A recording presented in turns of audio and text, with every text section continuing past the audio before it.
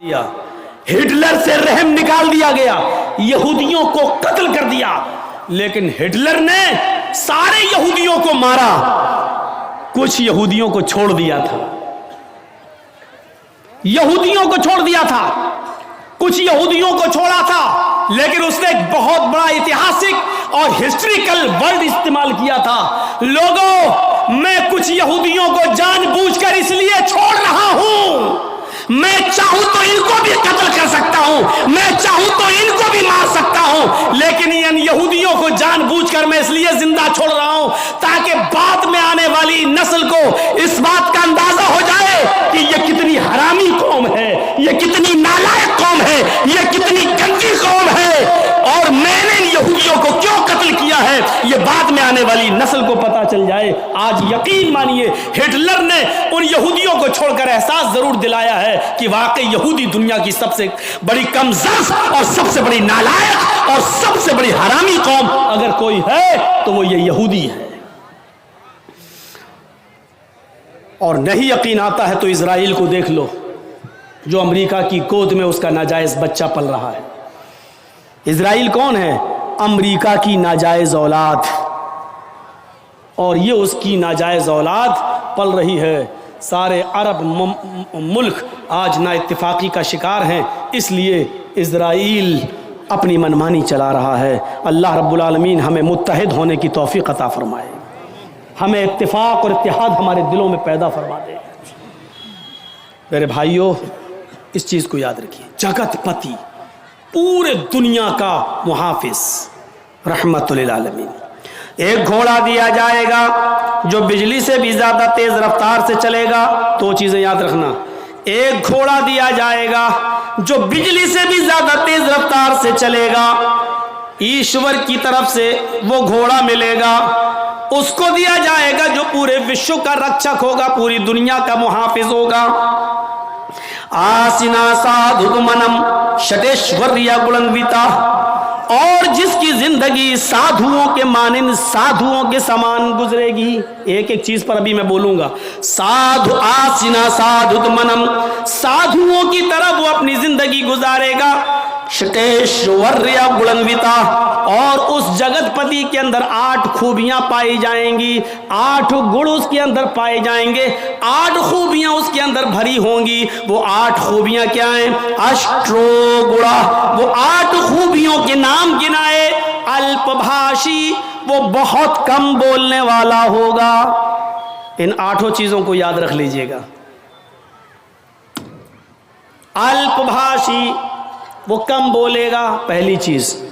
बहुभाषी, भविष्य की, मुस्तकबिल की, फ्यूचर की बातें बताएगा। ज्ञानी, पढ़ा लिखा ज्ञानी, बहुत ज्यादा इल्म वाला होगा। अभी इसकी तशरीह करूंगा। श्रुतु ज्ञानी, चौथी खूबी, ये इल्म उसको सुनकर मिलेगा, यानी उसने किसी उस्ताद से पढ़ा नहीं होगा। श्रुतु ज्ञानी, ये इल्म उसने सुनकर हासिल किया होगा। श्रुतु ज्ञानी, सुनकर। 4 चीजें हो गई। पहली चीज, अल्पभाषी, कम बोलेगा। 4 याद रखना। हम किसी को भी खड़ा करके पूछ सकते हैं, और जिसकी गर्दन नीचे होगी उसी को सबसे पहले खड़ा करेंगे हम। 4 चीजें पहले याद कर लो। कम बोलने वाला होगा, 1। फ्यूचर की, मुस्तकबिल की बातें बताएगा, 2। ज्ञानी, बहुत बड़ा जानकार होगा, 3। श्रुतु ज्ञानी, ये चीजें उसको सुनकर हासिल होंगी, यानी श्रुतु ज्ञानी, सुनकर इल्म हासिल होगा। 4 चीजें। अब 4 चीजें यहां देखो। पराक्रमी, बहुत बड़ा बहादुर होगा। पराक्रमी, बहुत बड़ा बहादुर होगा। दानी, खैरात करने वाला होगा। उसके पास कोई भी चीज आएगी रुकेगी नहीं, वो गरीबों में खैरात कर देगा। खैरात करने वाला होगा दानी। कृतज्ञ, एहसान करेगा लोगों पर, लेकिन उस एहसान को जताएगा नहीं। 7वीं चीज, वो एहसान करने वाला होगा लेकिन एहसान करके जताएगा नहीं। और 8वीं चीज, कृपालु, दयावान होगा। उससे ज्यादा दयालु कोई नहीं होगा, उससे ज्यादा रहम दिल कोई नहीं होगा। ये 8 खूबियां बताई गई हैं, और ये 8 खूबियां महाभारत के अंदर बताई गई हैं। अगरचे इससे पहले वाला मंत्र श्रीमद् भागवत महान पुराण के स्कंद 12 अध्याय 2 का मंत्र नंबर 19 है, जो मैंने आपके सामने पेश कर दिया, पढ़ दिया है। अब एक एक चीज देख लो। अश्वमा शुगमारूहा, ऐसा घोड़ा दिया जाएगा जो बिजली से भी ज्यादा तेज रफ्तार से चलेगा। अल्लाह के नबी को एक ऐसी सवारी मिली थी जो बिजली से ज्यादा तेज रफ्तार चलती थी। अरबी जबान में बिजली को क्या कहते हैं? बर्क, अल बर्क, आसमान की बिजली को। और ये लाइट वाली बिजली जो जलती है, जो हमारे यहाँ करंट आता है, उसको अलकहरूबा बोलते हैं। ये करंट वाली बिजली अलकहरूबा, ये नहीं, अल बर्क, जो आसमान पे बिजली चमकती है उसको क्या बोलते हैं अरबी में? बर्क। और अल्लाह के रसूल को जो सवारी मिली थी उसको क्या कहते हैं? बुर्राक। बर्क से बना है बुर्राक। शुगमारूहा, बिजली से ज्यादा तेज रफ्तारी से चलने वाली बुर्राक, जिस पर अल्लाह के नबी बैठकर सफर किए, जन्नत और जहन्नम देखकर आए, बैतुल मुकद्दस का सफर किए। इसकी रफ्तार कितनी थी? खुद अल्लाह के नबी बयान करते हैं कि जब मैं बुर्राक पर बैठा और बुर्राक मुझे लेकर चली, तो जहां तक मेरी नजर जाती थी वहां तक उसका पहला कदम। इंसान की नजर कहां तक जाती है आप उसका अंदाजा नहीं लगा सकते हैं। ये लीजिए, मैंने आसमान पर नजर उठाई और 9 करोड़ 30 लाख मील की ऊंचाई पर हमने सूरज को देख लिया। हमने नजर उठाई 2,40,000 मील की दूरी पर हमने चांद को देख लिया। मेरे भाइयों, हमारी नजर जहां तक जा रही है उसका पहला कदम वहां तक होता था। अब आप अंदाजा लगा सकते हैं उसकी रफ्तार कितनी तेज होगी। तो अश्वमा शुगमारूहा, बिल्कुल वही चीज, बिजली से ज्यादा तेज रफ्तारी से चलने वाली सवारी। ये अल्लाह के नबी को मिली थी कि नहीं मिली थी? देवदत्त अल्लाह की तरफ से मिलेगी, अल्लाह की तरफ से ही मिली थी।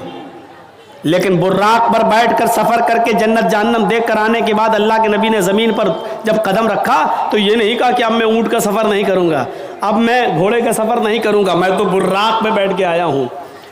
जर्जिस साहब को अगर 4 व्हीलर मिल जाए तो अब मोटरसाइकिल नहीं चलाएंगे। अरे नहीं, क्यों? 4 पहिया चलाने के बाद मोटरसाइकिल, मेरी इंसल्ट हो जाएगी। जिसके पास साइकिल हो और मोटरसाइकिल बाइक उसको मिल जाए, चाहे वो भीग ही में क्यों ना मिली हो, लेकिन उसका घमंड इतना बढ़ जाएगा, बाइक चलाने के बाद साइकिल चलाएंगे।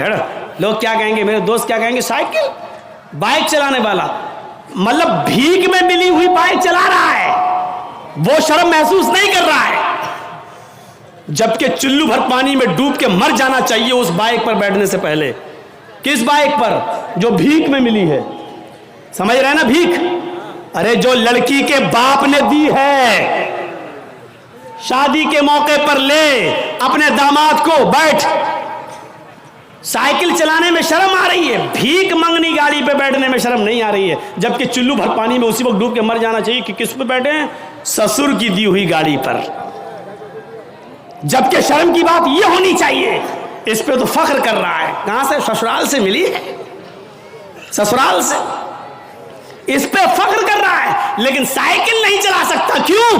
बाइक चला ली, अब साइकिल नहीं चलाऊंगा, साइकिल चलाऊंगा तो इंसल्ट होगी। अबे इंसल्ट तो तेरी तब हो रही है जब तूने ससुराल से मांग ली और भिख मंगनी गाड़ी पर बैठ गया, इंटरनेशनल भिखारी बनकर उसको चला रहा है। ये इंसल्ट तो तब तुझे महसूस करनी चाहिए थी अपनी, लेकिन तब नहीं कर रहा है।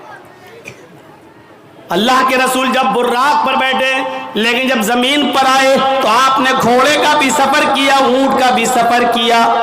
बल्कि ऊंटनी को तो अल्लाह के रसूल की प्यारी सवारी बताया। ओस्ट्रायस्य परवाहिड़ो बधूमंतो द्युदशा। अथर्ववेद के 20वें कांड के अंदर 127वें सूक्त का दूसरे मंत्र में यह कहा गया है कि उसकी प्यारी सवारी ऊंट होगी, वो अक्सर ऊंट का सफर करेगा, ऊंट पर बैठेगा। ये उसकी प्यारी सवारी बताई गई है। प्यारी सवारी यानी ऐसे इलाके में आएगा जहां ऊंटों पर सवारी करने का चलन होगा। हमारे भारत में लोग यहां इंतजार कर रहे हैं, अब आएगा। उसको बताया गया वो ऊंट वाले जमाने में आएगा। यहां लोग 4 व्हीलर में फॉर्च्यूनर इस्तेमाल कर रहे हैं, यहां इंतजार कर रहे हैं कि आखिरी नबी यहां आएगा।